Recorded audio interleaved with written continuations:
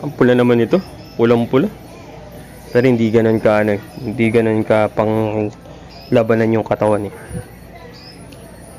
Pansin nyo, hindi proportion, hindi siya magalamay pero yung katawan medyo malaki, pero parang pataba na o kaya pabuntis na yung ano, yung hulmahan ng katawan. Ito, abuhin. Abuhin tong kalaban niya.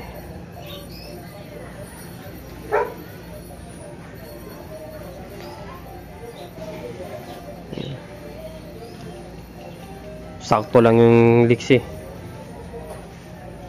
Yan, putol yung gamay niyan sa likuran. Si pinakahuli, putol. Kaya para siyang pagkain ngayon.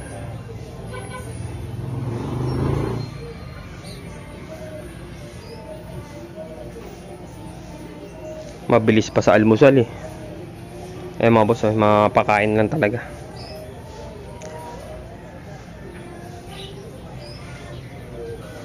Sobrang dami kasi, kaya kailangan natin magbawas. Yung iba nanghihina, so yung iba pinapakain ng iba, pinapakain din sa malalakas, tapos yung malalakas, yun bahala na sila pag nakurusandaan, laban-laban sila.